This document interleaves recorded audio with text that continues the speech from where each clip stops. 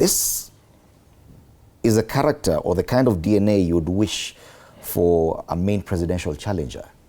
Bwana Fanya Mambo Kinuthia, do you agree that the fact that everyone now is responding to Gachagua makes him bigger than any other presidential contender so far?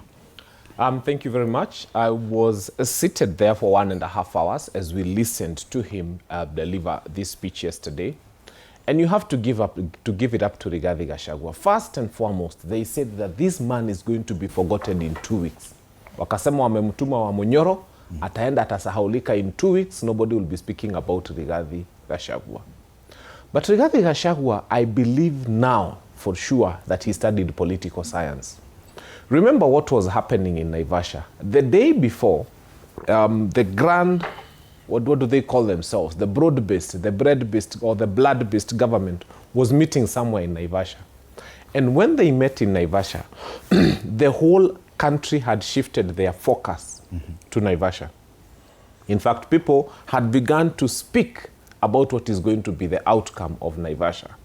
So yesterday, we were supposed to have been hearing the outcome of the meeting between ODM and UDA in Naivasha. So they would have told us what is the roadmap of how they want to work together. What does Gachagua do? He comes and interjects. He decides to have Ruto at 4. And he decides to discuss about what William Ruto has not done in the 4 years that he's been president of the Republic of Kenya. And what does the media do? The whole attention shifts to him.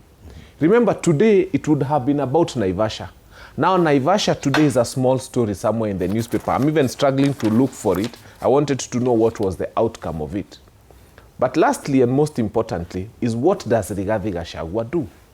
The man they said will be forgotten in 2 weeks gives this address alone, standing at the podium alone. When it is time to respond to Gachagua, a man who should have been forgotten in 2 weeks, they sent a barrage of MPs. I don't know how many they were, like 40, 50 of them, led by Kimani Ichung'wah, to come and respond to a man who they impeached and who should have been forgotten in 2 weeks. It tells you what Gachagua said. Aliambia William Ruto, wewe ulisomea mambo ya matawi. I'm going to teach you politics. And it is true, Gachagua is teaching William Ruto politics. I have never seen such energy in a man. This guy is on the news every day. In fact, even yesterday, he had done something in the morning. When he finished, he did this speech. In the afternoon, he was seen with the leaders of the United Opposition. And in the evening, he had another function. 4 for one politician in a day, and all of them are headlines. We must give it up to him. Yes. This is what we expect from anyone.